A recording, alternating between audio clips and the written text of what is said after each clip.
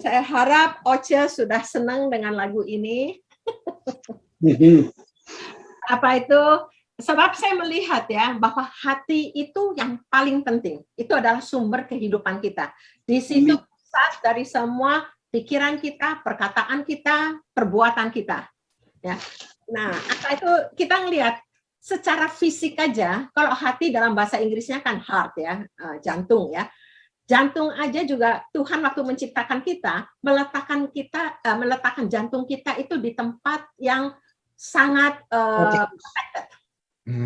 Ya, sebab emang itu tuh benar-benar dari sumber kehidupan kita. Makanya kita ngelihat bahwa kalau ada heart problem itu roots dari segala problem. Dan kejatuhan hati itu pada umumnya adalah awal dan akar dari kejatuhan moral. Nah, kita melihat bahwa kalau waktu kita menerima Tuhan dan kita bertobat benar dan menerima Tuhan, itu hati kita dikasih hati yang baru. Itu di Yeskiel 36 ayat 26 ya, nggak usah dibuka, yang dikatakan Tuhan mengatakan aku akan memberikan rohku dan hati yang baru ya. Dan sekarang kita buka di Ibrani 9:14. Ibrani 14. Itu dikatakan bahwa darah Yesus atasnya Yakobus itu Ibrani 9 ayat 14. Ibrani 9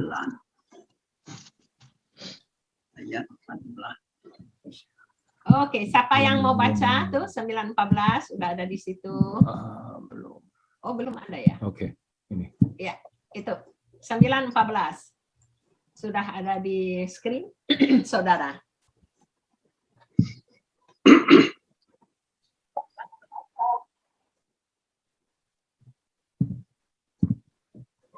Silakan siapa saja.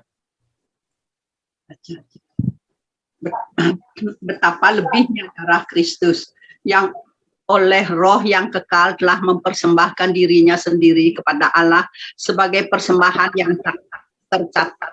tercacat, akan menyucikan hati nurani kita dari perbuatan-perbuatan yang sia-sia supaya kita dapat beribadah kepada Allah yang hidup. Oke, jadi kita melihat hati kita itu sudah dijamah sama Tuhan ya. Tapi tanggung jawab kita untuk memelihara hati itu. Makanya di Amsal 4 ayat 23 dikatakan, jagalah hatimu dengan segala kewaspadaan karena dari situlah terpancar kehidupan. Itu kan saudara-saudara udah pada tahu semua kan. Jadi itu tanggung jawab kita ya. Nah, saya melihat apa itu mengapa David tuh Tuhan bilang Tuhan berkenan pada David kan selalu adalah seorang yang berkenan di hatiku. Emang saya melihat emang David itu selalu mau nempel sama Tuhan, selalu dekat sama Tuhan. Tapi saya juga melihat David itu banyak di dalam Mazmur itu selalu bilang, ujilah aku Tuhan di Mazmur 26, di 139, selidiki aku. Lantas nanti juga David mengatakan, hakimilah aku. Jadi David itu tahu bahwa hati itu yang paling penting. Dan emang Tuhan tuh melihat hati. Ingat nggak waktu Samuel disuruh menobatkan Daud jadi raja? Kan dia ngelihat yang lain gagah-gagah. Tapi Tuhan bilang, jangan lihat perawakan, jangan lihat cakapnya, tapi Tuhan melihat hati. Ya. Sekarang kita melihat bagaimana kita harus menjaga hati kita. Jadi hati kita tuh kita harus jaga dari 3. Saya bilang 2 aja lah. Dari kebersihan dan kesehatannya, yang itu yang pertama. Kedua dari posisinya. Ya. Nah, sekarang dari kebersihan dan kesehatan hati. Setan itu paling seneng ngasih kita tuh sampah di hati kita. Jadi saudara tahu kalau kita itu marah sama orang, dongkol, jengkel, itu sebetulnya setan yang mengerjakan. Kita bisa jaga hati kita. Kita bisa jengkel, tapi kita juga bisa nggak jengkel. Ya kan, itu pilihan kita. Yang waktu itu kan saya bilang, dalam orang-orang percaya, nggak ada nasib, nggak ada apa gituan, tapi itu adalah pilihan kita. Semua pilihan kita. Kita mau yang benar, hidup benar, atau hidup yang di bawah setan, nggak mau ngikutin pimpinan Tuhan, tapi mau ngikutin setan gitu. Jadi saya melihat di sini kebersihan hati itu kita harus jaga. Makanya Tuhan mengatakan di Efesus 4, 26, 27, kalau marah jangan sampai matahari terbenam. Atas 27 kan Tuhan mengatakan jangan memberikan kesempatan kepada iblis. Ya kan? Jadi kalau kita marah, hati kita itu kotor. Di mata Tuhan hati kita tuh kotor. Kita jengkel, apalagi kok ada akar pahit, itu udah kotornya lebih-lebih lagi. Nah, tapi saya melihat kalau setan itu ya bikin kita jengkel, marah, kesel, itu tapi setan bisa macam-macam, nggak cuma gitu. Dia juga ngasih kita ketakutan, kekhawatiran, itu juga sampah. Nah, emang kita bisa lihat kalau orang marah, garang gitu, kita udah lihat itu kayaknya dipakai setan kan gitu. Tapi kalau orang takut, kayaknya kasihan kan, dia takut, dia khawatir, kan nggak bisa diapa-apain, kan kita pikiran kita selalu gitu. Makanya sebetulnya orang suka bilang ketakutan, kekhawatiran itu tuh adalah senjata andalan setan. Sebab kita kalau berasa gitu, kita nggak berasa berdosa. Kayaknya tapi kita mesti tahu, takut itu pertama kali ditulis, itu sesudah Adam dan Hawa berbuat dosa. Sebelumnya nggak ada ketakutan di dunia ini. Jadi, dan lagi di 2 Timotius 1, pasal 7 kan dibilang, Tuhan tidak memberikan roh ketakutan. Ya kan? Tapi kasih, kekuatan, kasih, dan self-control. Ketertiban lah gitu ibarat kira-kira. Nah, jadi saya ngelihat dulu, saya pernah ada orang saya bilang nanti kalau di neraka, jadi yang nggak naik ke sorga, coba kita buka di Wahyu. Wahyu 21 ayat 8. Tetapi orang-orang penakut, orang-orang yang tidak percaya, orang-orang keji, orang-orang pembunuh, orang-orang sundal, tukang-tukang sihir, penyembah berhala, dan semua pendusta, mereka akan mendapat bagian mereka di dalam lautan yang menyala-nyala oleh api dan belerang. Inilah kematian yang kedua. Oke, di sana dibilang tetapi jadi penyembah berhala, tukang sihir, itu dijadiin satu sama malah orang penakut yang nomor 1. Jadi saya pernah waktu itu ada orang nanya sama saya, kalau tukang sihir apa semua ngerti, orang penakut kan mestinya dikasihanin, bukan dimasukin ke neraka kan. Tapi di situ saya melihat bahwa kalau orang penakut berarti dia tuh nggak percaya sama Tuhan, dia nggak beriman sama Tuhan, dia nggak berserah pada Tuhan. Ya kan? Dan lagi kan Tuhan bilang bahwa orang yang tidak beriman itu tidak berkenan di hadapan Tuhan. Jadi, dan kita tahu bahwa ketakutan itu produknya setan. Berarti dia lebih di bawah kekuasaan setan daripada dalam pimpinan Tuhan. Nah, karena itu saya juga ngelihat, makanya kan Tuhan juga bilang khawatir. Orang bilang kan, khawatir itu saudaranya takut. Ibaratnya khawatir itu kan takut sesuatu yang belum terjadi kan. Nah, makanya kan Yesus juga di 6:31 dia bilang kan, Matius 6, ingatnya saya 30:31 lah, situ kira-kira, jangan khawatir dan berkata apa itu tentang kekhawatiran kita. Yang saya sering cerita, ada satu hamba Tuhan yang mengatakan bahwa kita tidak bisa mencegah burung terbang di atas kepala kita. Tapi kita bisa mencegah dia bersarang di rambut kita. Ya kan? Jadi emang kita manusia masih di dunia. Kadang-kadang itu khawatir tuh bisa timbul gitu. Lagi apa-apa juga timbul. Tapi Tuhan bilang jangan khawatir. Yang saya lihat bahwa yang maksud Tuhan itu kalau timbul ya emang kita nggak bisa apa-apain. Tapi jangan kita itu dikuasai dengan kekhawatiran itu.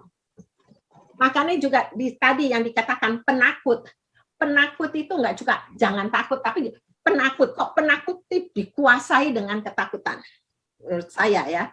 Nah, makanya sekarang waktu Tuhan mengatakan pada Joshua, waktu Joshua baru diangkat menggantikan Musa, itu Don't be afraid and be courageous.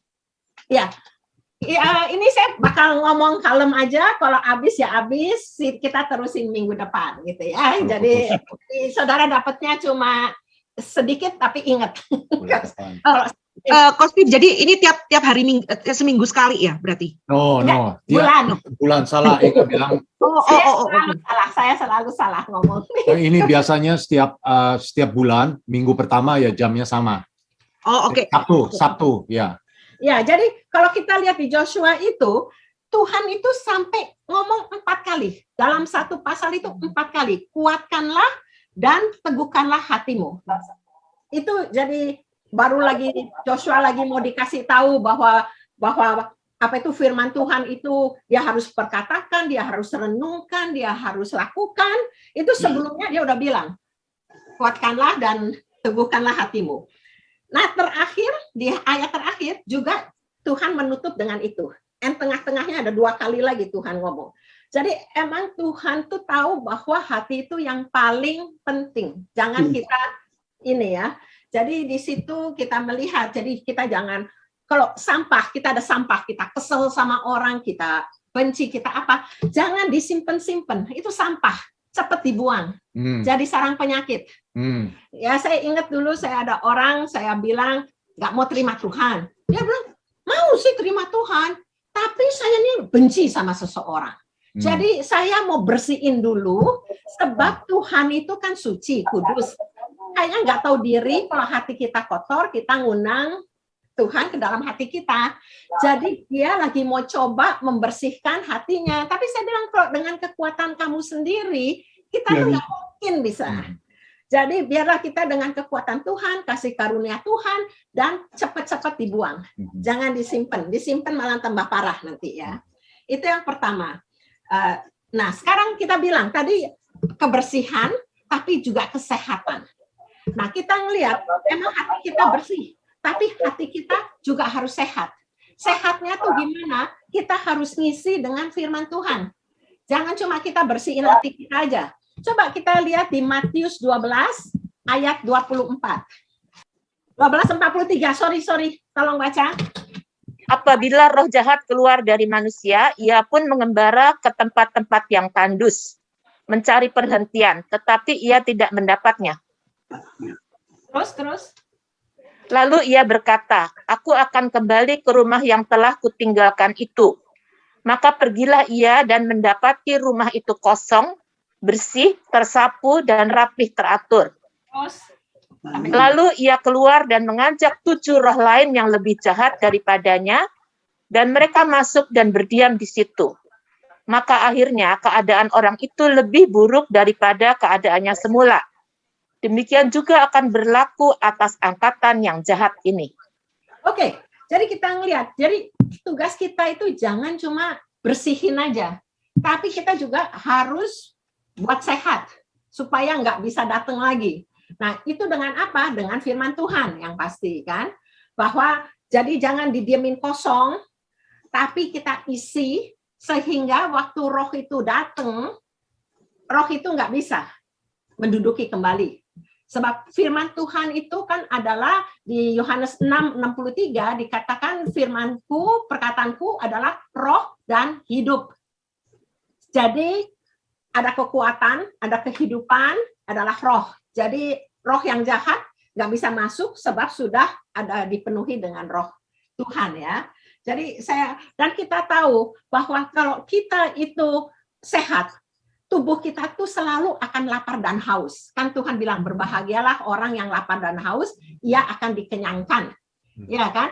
Jadi tubuh kita itu selalu kalau sehat mesti kita tuh lapar dan haus buat kesehatan tubuh kita.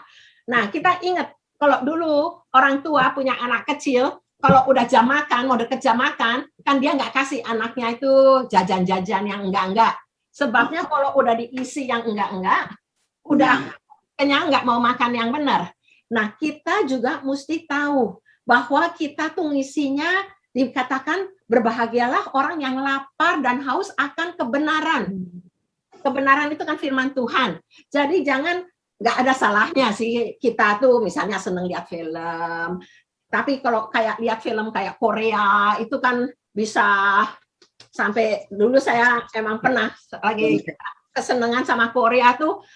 Waktu itu saya masih kerja, jadi kalau pulang cepet-cepet sediain makan. Kalau makan nggak apa-apa ya Sanje. Jadi dia yang cuci piring apa, saya udah lagi getol gitu sampai jam, kadang-kadang kalau lagi seru sampai jam 2 gitu. Nah, kalau udah gitu waktu kenikmatan dunia pada umumnya tuh lebih nikmat daripada firman Tuhan. Kalau badan kita kebiasaan dikasih yang gitu-gitu, emang namanya kan junk food ibaratnya kan. Jadi saya melihat bahwa kita tuh mesti pinter. Kita tuh biar kok kita lapar dan haus, nomor 1 kita isi dengan kebenaran. Kalau sudah itu puas, nggak ada salahnya sih kita seneng-seneng terang boleh. Emang Tuhan juga bilang hidup kita bisa enjoy kan, nggak mesti dibiara yang tempat terpencil, pakai baju yang paling jelek, atas makanan yang paling nggak enak kan ya nggak usah kan. Kita juga boleh ke restoran, makanan enak kan juga enak. Kita boleh enjoy lah kan, sebab Tuhan juga bilang kan kalau setan itu mencuri, membunuh, membinasakan, tapi aku memberikan engkau kehidupan yang berkelimpahan, di mana di dalam Inggrisnya kita bisa enjoy kehidupan kita juga kan. Tadi yang pertama saya lagi mengatakan bahwa hati kita harus bersih dan sehat. Nah, sekarang kita bilang, kadang-kadang gimana ya kita tahu orang itu bersih dan sehat? Sebab kan kita bilang kan bahwa hati, di Yeremia 17 ayat 7 kayaknya bahwa hati itu licik. Jadi sering kita bisa dengan memakai firman Tuhan justifying ourselves.